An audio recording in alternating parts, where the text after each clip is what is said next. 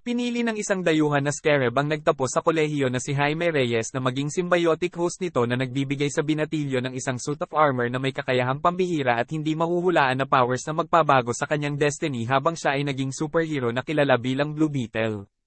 Nagsisimula ang pelikula sa isang Arctech location CEO Victoria dumating ang Court of Court Industries upang makilala ang kanyang alipors na si Ignacio Carapax at lead scientist na napagkamalan niyang si Dr. Sanchez ang kanyang mga tauhan na nagminina para alisan ng takip ang scarab, isang bagay na matagal nang hinahanap ni Victoria.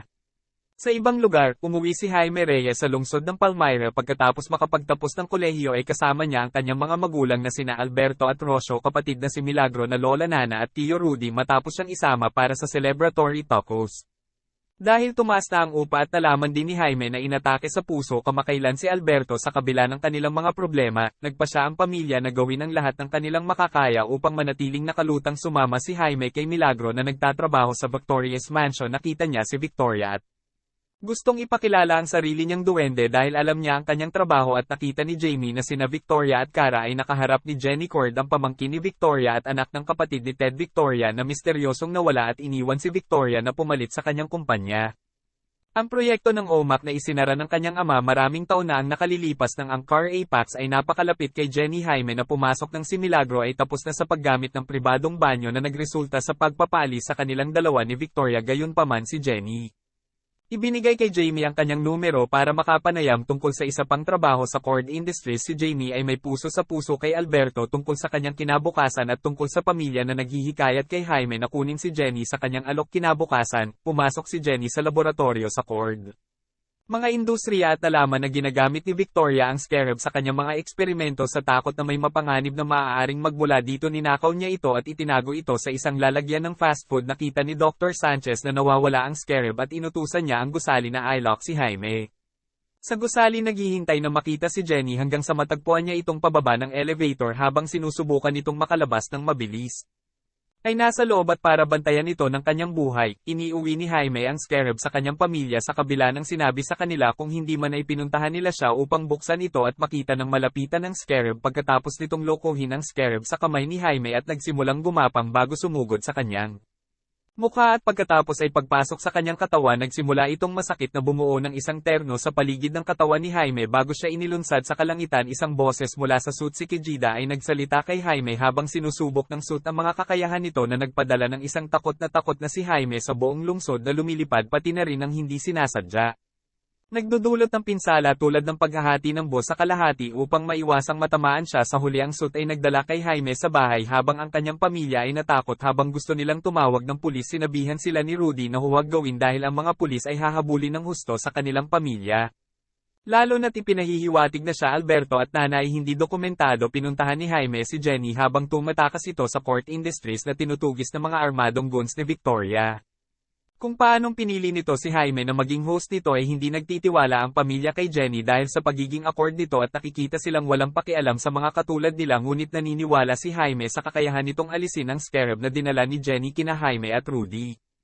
Pumunta siya sa industriya ng korte para makakuha siya ng matalinong relo. Bago sila makaalis ng Carapax ay nagpapakitang nakasuot ng OMAC prototype suit na sinubukan niyang atakihin sila, ngunit nag-activate ang suit ni Jaime at pumasok sa defense mode. Si Kejida ang pumalit kay Jaime at gumamit ng arsenal ng mga armas upang lumaban ng si Jaime ay nagpapak na si Cara para sa bilang na sinubukan ni Kejida na gumamit ng lethal force, ngunit sinabi ni Jaime na hindi siya isang mamamatay na Car Apex ay bumalik sa kanyang mga paa at muntik nang mapatay si Jaime na nagsasabing ang kanyang pagmamahal sa kanyang pamilya ay nagpapahina sa kanya, ngunit ginamit ni Rudy at Jenny ang traksa maglunsad ng isang bagay na mabigat para matamba ang mga Carpack at mailabas si Jaime ng ligtas. Pagkatapos ay dinala ni Jenny ang dalawa sa kanyang lumang tahanan. Noong bata pa siya, ginamit niya ang matalinong relo upang dalhin sila sa laboratorio ni Ted kung saan kinilala ni Rudy ang kanyang mga suit bilang pag-aari ng matandang superhero na kilala bilang Blue Beetle. Mayroon ding suit na pag-aari ng hinalinhan ni Ted na si Dan Garrett na nagpasa ng mantle kay Ted na nagtayo ng sarili niyang tech dahil hindi siya pinili ni Kejida tulad ng ginawa niya kay Dan at Jaime. Rudy pagkatapos ay nalaman na walang paraan upang alisin ang scarab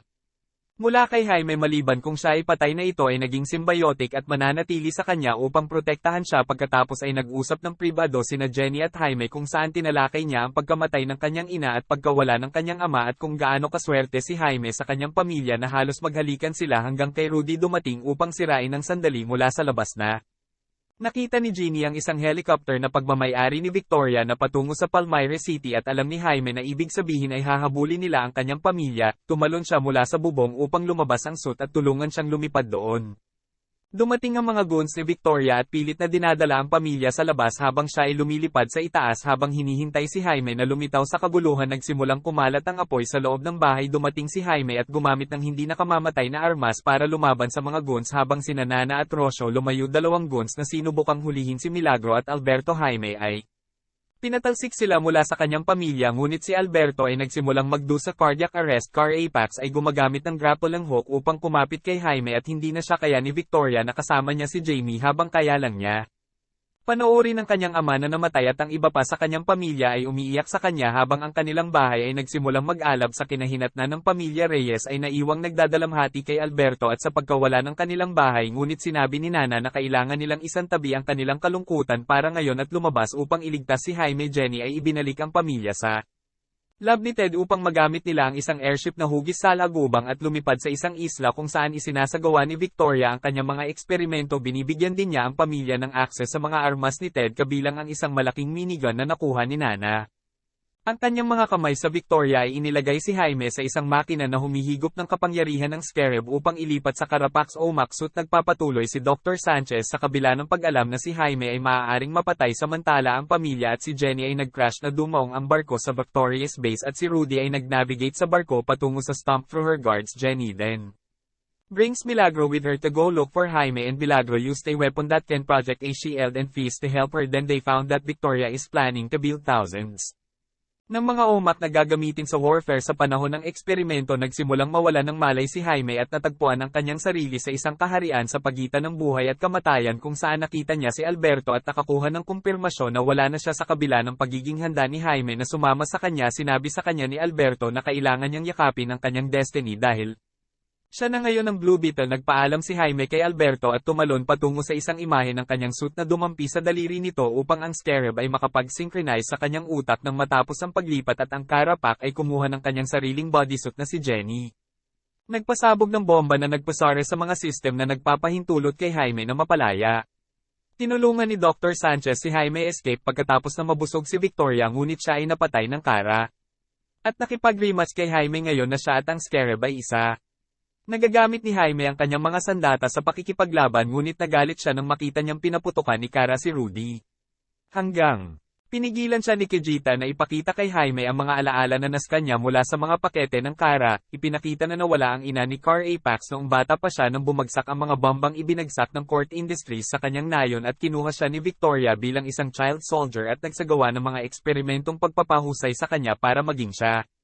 Ang kanyang sandata na si Jaime ay huminto at tinulungan si Cara na tumayo at sinabi sa kanya na ang pagmamahal niya sa kanyang pamilya ay nagpapalakas sa kanya. Na sinubukan ni Victoria na tumakasakay ng isang helicopter kasama ang isang nakuna na si Jenny, ngunit gumagamit siya ng gum na inimbento ni Ted upang maging sanhi ng helicopter na bumagsak sa kanila na bumagsak pabalik sa isla. Sinabi ni Kejida kay Jaime na ang Car Apex ay nag-overload sa OMA core sa kanyang suit na magiging sanhi ng pagsabog ng buong isla.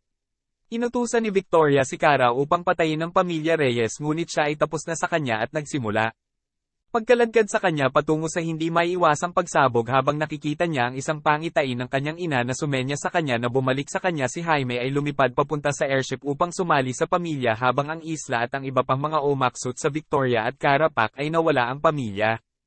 Pagkatapos ay tumagal ng ilang sandali upang umiyak para kay Alberto kasama si Jenny na sumama sa kanila. Makalipas ang ilang araw ay kinuha ni Jenny ang isang CEO para sa Court Industries at inanunsyo na hindi na sila gagawa ng mga armas. Ang pamilya Reyes ay nagdaos ng libing para kay Alberto, ngunit sa kanilang pag-uwi ay nagpakita ang kapitbahayan na may dalang pagkain at inumin upang ipakita ang suporta para sa kanila. Ang pamilya ay nangakong magtutulungan upang muling buuin ang kanilang buhay, ngunit si Jenny ay nagpakita at sinabi sa kanila na ang Cory Industries ay papalitan ng kanilang tahanan. Nag-aalok na bigyan siya ng lakas na hinalikan nila at pinasaya sila ng pamilya bago ay activate ni Jaime ang kanyang Blue Beetle suit na sumasabog sa kalangitan kasama si Jenny. Mid-credit scene, isang video transmission sa laboratorio ni Ted Place mula kay Ted mismo na tumatawag kay Jenny para ipaalam sa kanya buhay pa siya. Maraming salamat po sa panonood.